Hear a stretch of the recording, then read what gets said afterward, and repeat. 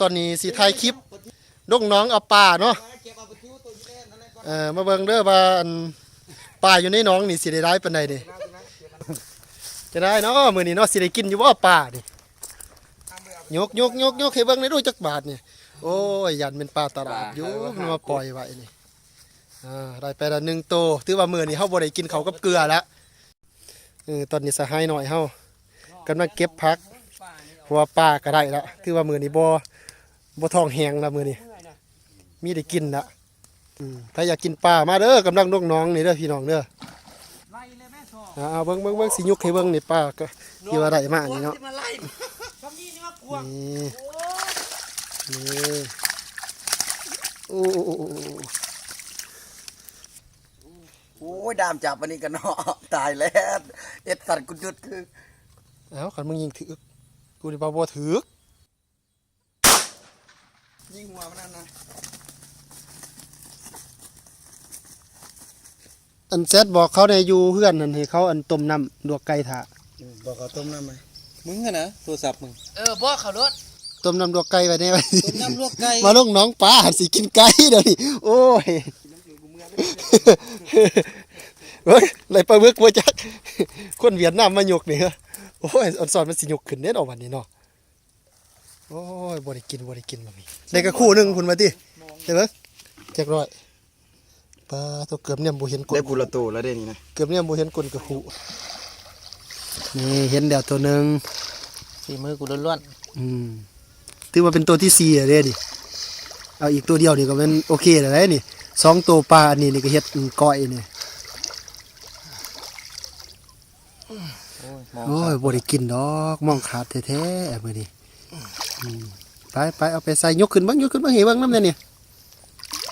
โอ้ยตัวทอ2นิ้วนี่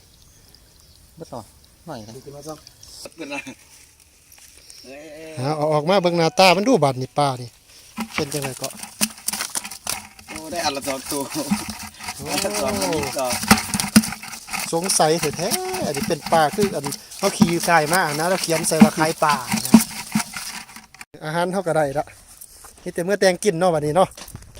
ทำกดไม้มาได้มั้ยบ่เห็นเลขแล้วนั่นสีกูแท้ละไก่นี่โอ้ยไก่กับก้นนี่มันสีคือกันเด้อเนาะ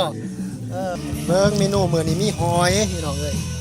มีหอยมีปิ่งปลาโอ้ไก่ดำเมนูเด็ดมื้อนี้แม่นดาบเท่าเด้อไปอยากละมาเด้อตอนนี้กำลังการเก็บเครื่องใส่ดาบเท่าอยู่เนาะกูเอาไปตักป่ากูเตโมเอาเมนูปิ่งหอยพี่น้องตอนนี้แม่นกำลังพาใหม่เสียบหอยเมนูปิ่งหอยเศรษฐกิจใหม่เศรษฐกิจใหม่เขาก็พาเอาเองบ่ต้องซื้อแล้วมันบ่แซ่บได้มันบ่ได้ลงมือเฮ็ดเองเลยกินเบียร์รอถ้าให้เบาหน่อยเฮาพาใหม่แล้วก่อนเฮามีหน้าที่แหลมหน่วยงานเสียบเอ็นเสียบนั่นหอยญี่ปุ่นก็มีละเอาแนมน้ำมาพี่สนะคันอยากเข้ากล้องเนาะเอาเสียบพี่เบิ่งนี่ดูสูตรเวียดนามเสียบจังได๋กันบ้านเฮาคือกันอันนี้เมนูก้อยหอยเซฟมาแต่เวียดนามเด้อนี่เด้อปิ่งหอยเด้อพี่นะเอากระจุ้งแซ่บถึงไปเอาซิมลาบเท่าเด้อน้ำหน่อยบาทนี้ท่อหน้าเกี่ยวลาบเท่าสูตรหน้าแก้วมันเป็นสูตรดอนไส้อันเนี้ยสูตรดอนไส้มันจะกลางนี่เป็นสูตรหน้าแก้วปิ่งหอยเสียบหอยขี้รักพี่น้องเอ้ยวันนี้ฮอดขั้นตอนการกินเด้อพี่น้องเด้อมาเด้อใครอยากไปอยู่ไกลๆบ้านหน้าแก้วนี่ก็มาเด้ออยู่ให้อยู่นาเด้ออยู่หัวอยู่สวนบัดนี้อันนี้ก็เป็นเมนูต้มไก่รำนั่นนี่อันนี้ก็เป็นปลาปิ้งอันนี้ก็เป็นดาบเท่า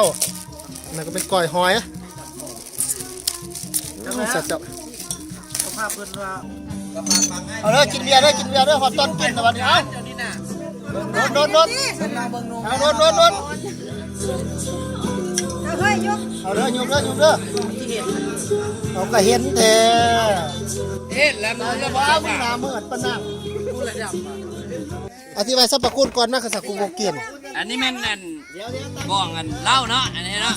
สรรพคุณนะ ห้องตินเนี่ยกับจับตินเนี่ย เออเบิ่งเอาให้เบิ่งกัน ไม่หยังกันเนาะนี่ อันนี้แม่นอันตีนหมีเด้ออันนี้เด้อ นี่ตีนหมีเห็นบ่ยังอันนี้ อันนี้ตีนเยื่องเนาะ ตีนยัง สรรพคุณบองสองชนิดนี่กินเดียวมีหยังดีขึ้นมา ฮะ กินแล้วเป็นจังได ว้ายนอนเมียนอนบ่ได้ ว่าจะถึงตินเนี่ย บ่เมียนอนบ่ได้รุ่นนี้น่ะ เอาไปอยากกินนอนบ่ได้ รูปร่าง เอาเด้อพี่น้องเด้อดีเด้อเราบองบีหมีโอตีนหมีคันไผกินเดียวเพิ่นว่าสิติดตีนหมีอ่ะสิลองเบิ่งว่าสิติดแท้บ่เอาลองเบิ่ง เดี๋ยวตั้งค้างมวยปุ๊บเสือขนาดนี้มาวันนั้นตั้งมาเนี่ย อ่ะแม่อ่อน โอ้คักๆๆๆกิน2จอก3จอกนี่นอนกระบาเมื่อย